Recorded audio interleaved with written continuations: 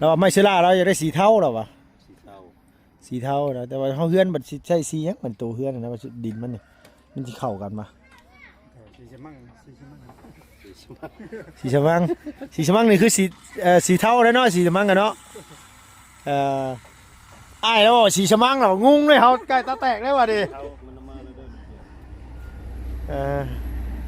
ภาษาบ้านเขากับสีชมังเอาภาษาไทยกับอันนี้บ่น้าสีฟ้าเฮือนนี่ครับมีบ่น้าสีเทาโดยสีเทานั่นน่ะแบบอันสีแบบอันสีอันท้ายเฮือนไม่ตะกี้เนี่ยว่ะเห็นบ่นี่เด็กกับเทาแล้วนี่น่ะมันมีเทาเข้มเทาอ่อนเทากลางมันไม่เสียล่างมันใบตัดกระโหลกน้ำเทาเขาอ่อนเขาเข้มเทาอ่อนบัดซีเฮือนเขาเข้มกันนะ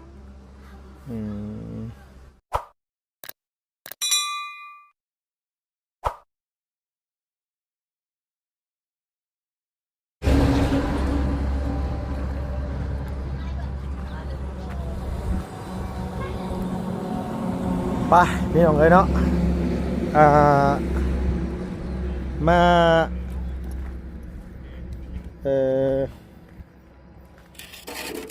พบพ่อกันช่วงย่ำเช้าๆพี่น้องเนาะพอดีว่าทางไอ้สร้างเพิ่น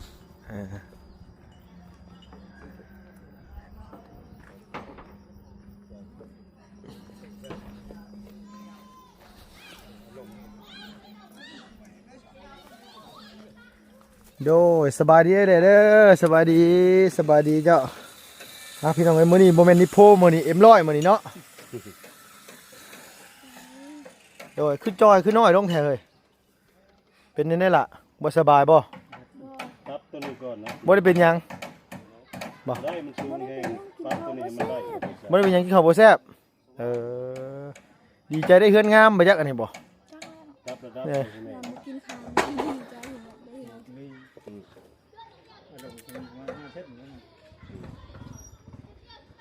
มันเป็นไงมันเอ็นแม่นบ่เสียง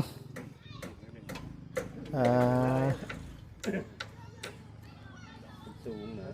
โดยส่วนอยู่นะกับใบตัดกระโหลกบ่มันอยากสูงเนาะ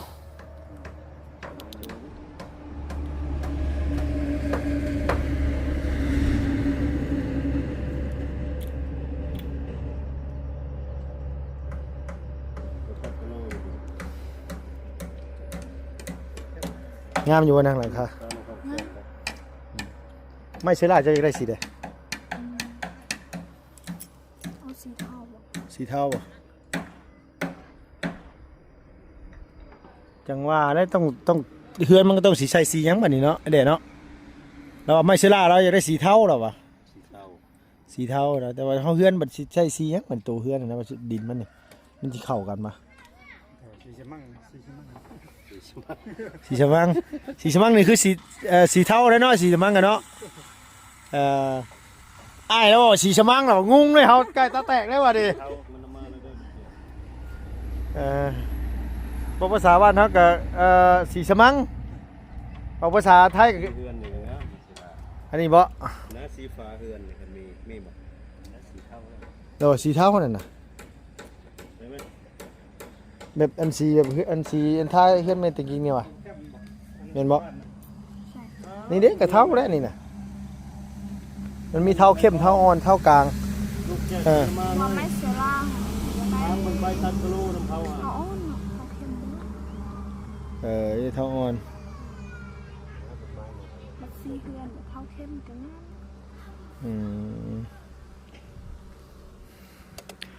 เฮือนหลังนี่เจ้าว่ามันเตี้ยกว่าหลังนั่นบ่ไอ้แหละเตี้ยกว่าบ่หรือว่า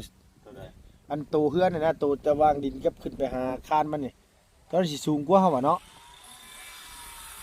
เจ้าฟังดิฟังเลิกโพดนะฟังเสานี่นะมันก็เลิกนี่เสา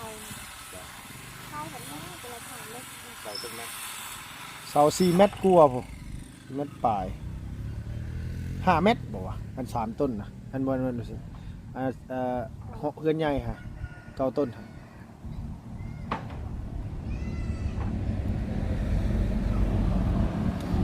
มันขึ้นจากอันนี้ขึ้นไปฮอดคานอันนี้มันจะฮอดคือมันนี่เท่าไหร่ได้บ่แหละความสูงมันนี่ฮอดบ่3เมตรจ้ะวะ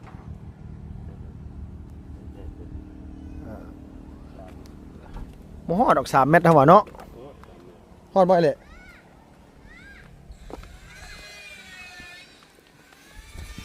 3 เมตร 10นี่แหละ เออ เช้านี่แหละ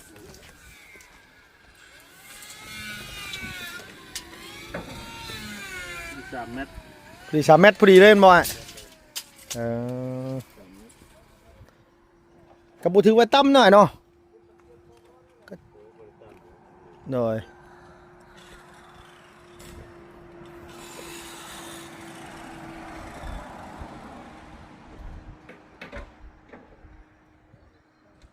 ก็บ่ต่ำเนาะวะ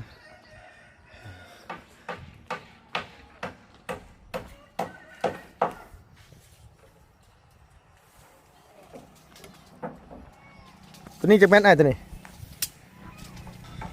มันตายบ่ 2 เมตร อืมพอดีงามเลยเฮือนครัว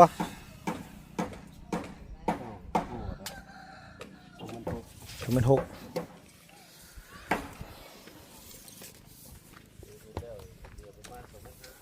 โดย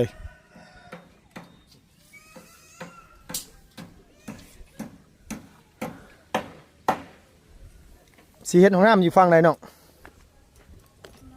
โดย เพราะว่าของนอนของเฮ็ดเบิ่งได้งาม กระเบื้องนี่แหละเบื้องเทิงพี่แหละ เพราะว่าเบิ่งเถิงเฮ็ดของน้ำก็ต้องเบิ่งนี่เนาะ โดย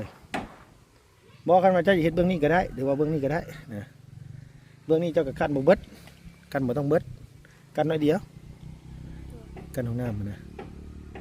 เฮาบ่ได้กั้นเบิดได้เฮามีแต่ว่าให้เพิ่นกั้นห้องมากั้นประมาณซ้ำไม้น่ะซ้ำเล็กน่ะ เลย กั้นซ้ำเล็กก็ทีเดียวเป็นหูพื้นครัวทั้งนี้เบิดเลยก็งามเนาะเบิ่งก่อนอยากได้เฮือนครัวในโตอันอยากได้ห้องน้ำในโตบ่ดีว่าบ่อยากได้ห้องน้ำในโตกันว่าเฮ็ดห้องน้ำในโตแล้วมันแล้วเลยคันเฮ็ดห้องน้ำต่างหากต้องแยกมันบ่คันแยกเลยอะเจ้าก็สิหาเงินเฮ็ดห้องน้ำใหม่อีกก็สิยากอีกหั่นน่ะแม่นบ่ลุงอ่ะ ยังบ่ฮู้ ยังบ่ฮู้เอ้าพี่น้องเอ้ยมันอยากเอ็นเนี่ยเห็นบ่นางตัวเห็นบ่มันเอ็นน่ะก็มีว่าเฮือนนี่นะน้องมันอยากเอ็นเนี่ยหั่นน่ะเห็นบ่หลังคาหั่นมันสั้นลงมาแล้วที่เพิ่นต่ออันนี้ต่อเสาขึ้นมาพี่มันอยากเอ็นขึ้นนิดนึงค่ะเห็นบ่น่ะไม้ตัวนี้เห็นบ่เอ็นบ่เอ็นเนาะ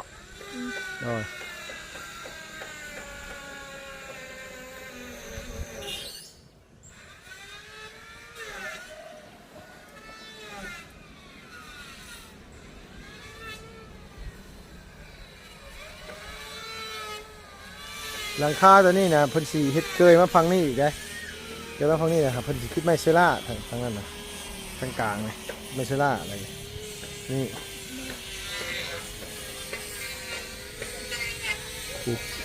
เพื่อนอีหล่าเลี้ยงกับจวดจ้าดอยู่ยังไม่ได้ขึ้นไปเยี่ยมมึงอยู่ได้ลุงกับพี่น้องเลยเนาะ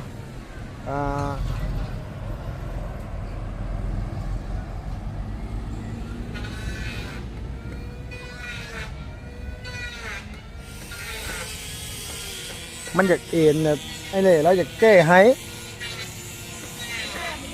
ฮะแก้นั่นนะบ่แก้บ่ได้แล้วโดยแก้เราก็ต้องแก้เราเสียบสว่านมาเจาะนี่ดิมาเจาะปูนขึ้นนี่มันบ่งามไหมเราแก้ให้ได้หรอกไอ้เลยนะ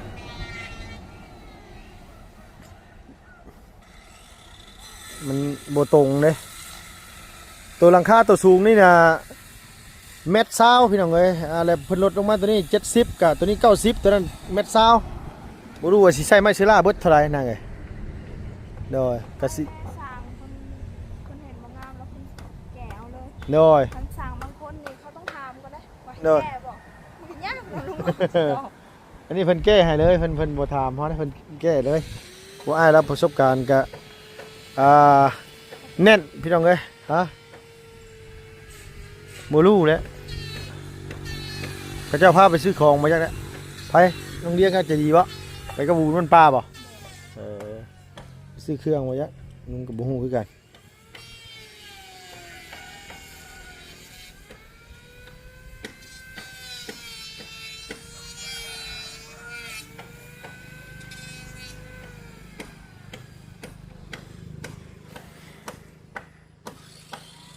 คันสมมุติว่าลุงเมื่อบ้านน่ะอีหล่าสร้างงานเป็นอยู่บ่ บ่เป็นเลย บ่เป็นก็มีแต่ว่า ถ้ามันขึ้นโค้งหลังคาแล้วพู้นแล้วซั่นน่ะพอดีว่าเบาลี่พี่น้องเอ้ยเบาลี่แม่พอยุริเราอยากชวนลุงลงไปปักเซจักมื้อ2มื้อว่าซั่นว่ามื้อ2มื้อนี่แหละตีไป3มื้อซะไปเบาลี่เราสิชวนลงไปปักเซไปอันว่าลาวใต้พี่น้องเอ้ยก็มีแต่ว่าสิเดินเรื่องเฮ็ดหลังคาเฮือนสักกุมีแล้วก่อนแล้วสิลงไปก็สิไปลาวใต้ก่อนจักมื้อ2-3 มื้อไปเต็มที่ก็บ่ฮอดหรอก3มื้อ4มื้อนี่เต็มที่ก็ประมาณ3มื้อสิลงไปลาวใต้ก่อน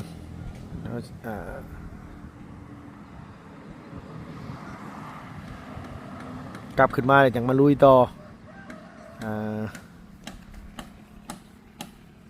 ทางหน้าเฮือนนี่เจ้าอยู่ได้เป็นว่าประตูแบบใดประตูเฮือนเอาบานเดียวบ่อันพงเยี่ยมหั่นน่ะ แบบนั้น มันบ่เป็นปะบานคู่คือเฮือนจริงๆนะอันนั้นบานคู่นั่นน่ะเห็นบ่ ตอนพูดอะไรอ่ะ จะมักบานคู่บ่ก็ตามใจผู้อยู่นะคันบานคู่ได้บานเดียวซั่นคันบานเดียวน่ะคือเฮาตั้ง2ช่องมันสิห่างกันกว่าหันคือเฮือนที่เจ้าให้อันว่าได้สร้างเพิ่นเบิ่งหั่นเด้เฮือนนั่นน่ะบานคู่บานเดียวนั่นน่ะ โอ้ยเขาพูดสองตอนเดียวมันสอง ฮะบ่ฮู้อ้าวก็มั่งนะเฮ้ยบานเดียวก็คือบานประตูใบเดียวบ่ได้ประกบเข้ากันแบบนั้นแหละ อันว่าเฮือนจริงๆแนวนั้นประกบเข้ากันนั่นน่ะเขาเอิ้นบานคู่นั่นน่ะบานเดียวนี่คือมันปิดประตูไปประตูมันนั่นน่ะเดี๋ยวเจ้าจังเบิ่งในโทรศัพท์ก็ได้บ่แม่นอย่างน้องอ้ายแล้วบอกว่าคันว่าเฮ็ดเฮ้ย ตู้น้อยให้หนูแบบตู้ใหญ่ ประตูน้อยประตู ตู้น้อยบอก ตู้น้อยมักบ้านเดียว เอ้า โอ้ยดู เอ้าโอ้ดิเอาประตูยังไม่ต้องใช้บานคู่เลยน้องไม่ใช่ประตูบานเดียว ว่าตู้น้อยมันจะมักบ้านเดียว เนาะเรียกว่าเขาจะได้บานคู่ได้งามบ่ฉันวะ เขาคิดว่าตู้ใหญ่ทางเข้านั่น บ่ได้คิดว่าประตูน้อยเพิ่นสิแก้ก่อนพี่น้องเอ้ยมันอันนี้เพิ่นต่อเสาขึ้นมาเนี่ยมันอยากเอ็นมันบ่ซื่อตรงลงมาเลยหั่นนะอ้ายเราก็ได้สิแก้ให้บ่ซั่นว่ามีแต่ว่าให้เพิ่นแก้ให้แหละตัวนี้แต่ตัวนี้เพิ่นก็ยังเฮ็ดเอ็นให้เห็นบ่เห็นบ่เนาะคือมันบ่เป็นหยังดอกเอ็นอันนี้ซื่อแต่ว่าเวลาเพิ่นเดินไม้แล้วให้เพิ่นเดินไม้มาทั้งนี่ให้มันนั่นว่าซ้ำกันหมดเลย คิดว่าไปสายจอดอยู่กุกขาม ฮะเอา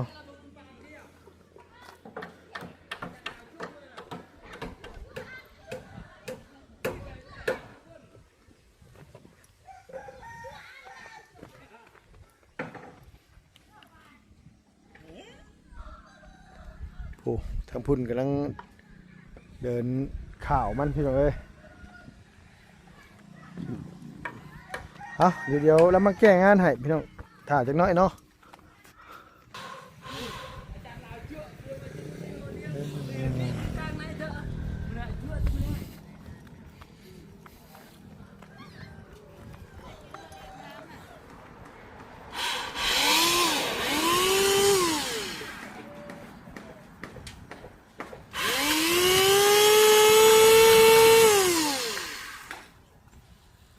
มันเล่นบ่สะดวกบ่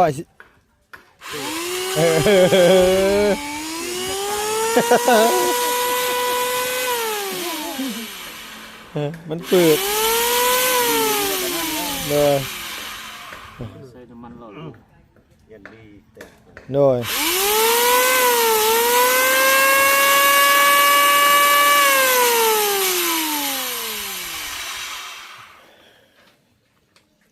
คักอยู่พี่น้องใหม่ๆป้ามีแต่งามๆใหม่นี่มันต่อขึ้นสูงพุ่นบ่ไอ้เสียงหรือว่าได้มันจังเอ็น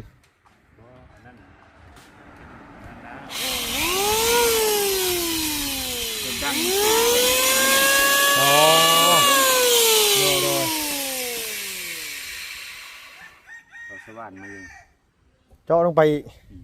5 เซน ประมาณ5 เซนเนาะ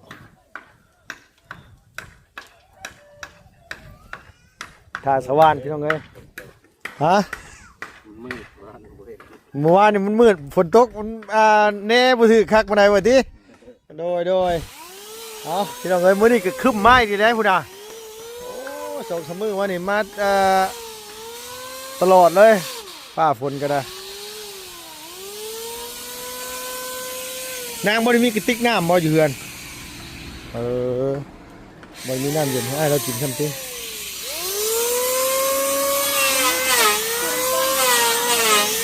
โดย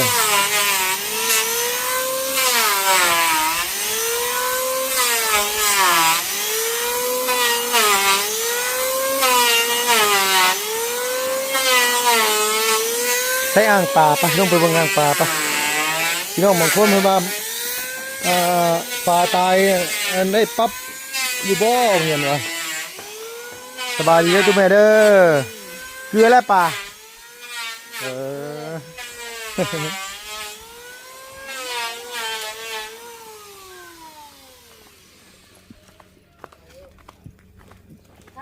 ดยจะโดย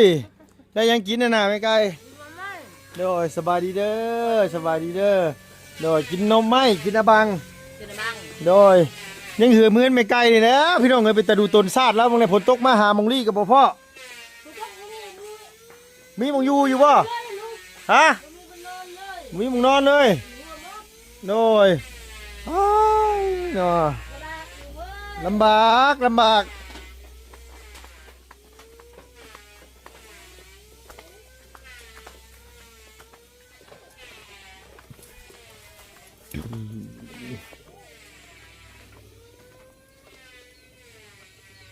ปลาเกลือลายปะนั่นบ่นังไง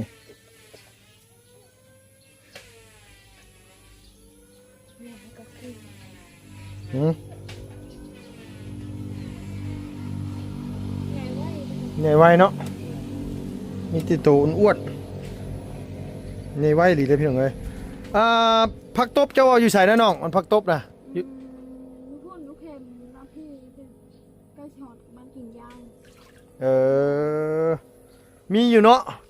บ่เพราะว่าสิเอากล้วยออกแล้วนะสิเอากล้วยเน่านี่ออกแล้วลุงศีลว่า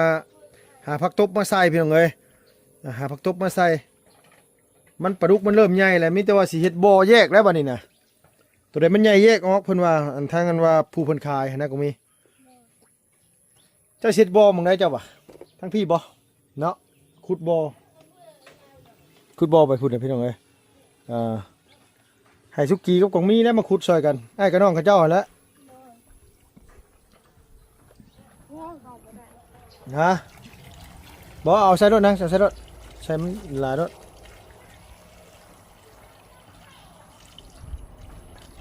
มันเน่าแห้งเนี่ยพี่น้องเอ้ยฮะคือสิบ่ตายแล้วอันวะ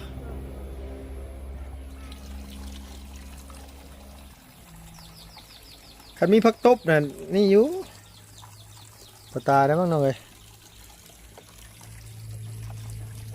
ยังมันตายบ่ป่าบ่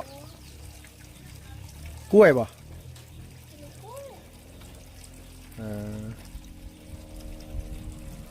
กำลังกินบุบบับอยู่ป่านิ่นปลาเข็งอ๋อมึงเนี่ยนะมันขึ้นกินแล้วเพื่อนใหญ่ไว้เนาะน้องๆปลาดุกให้ใหญ่ไว้พี่น้องกันไงก็เดียวนึง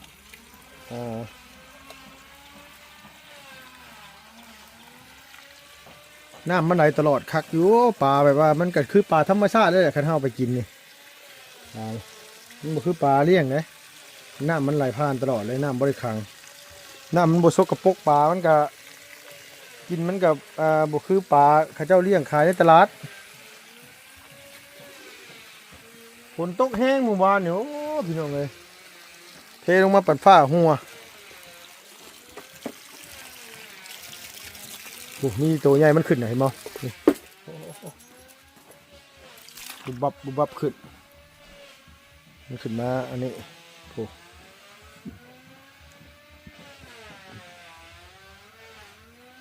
มันจักมือเลยเฮาแซ่กล้วยนี่บ่เนาะ เริ่มเลย หลายมือเลยเนาะ เนี่ย สร้างเลยเพิ่นแก้งานก่อนเพิ่นมาพี่น้องเอ้ยไอ้เสียงเพิ่นแก้งานก่อนเพราะว่างานมันบ่ผ่านงานมันบ่ได้อันว่าอันนี้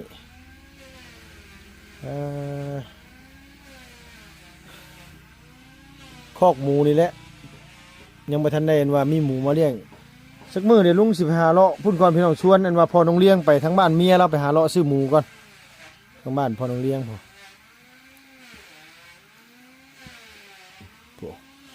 โอเคน้องหล่ะสบายดีปะลุงในเรื่องนั้นเด้อโดย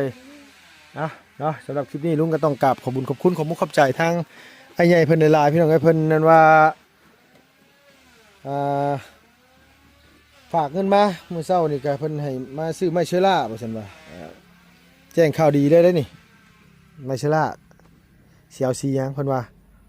เลือกตามใจเจ้าหั่นแหละ ก็สิเอาสีเท่า โดสีเท้ากับสีเท้าไปเด้อเพียงเด้อสบายดีพี่น้องป้าลุงมัดสุขุสุคน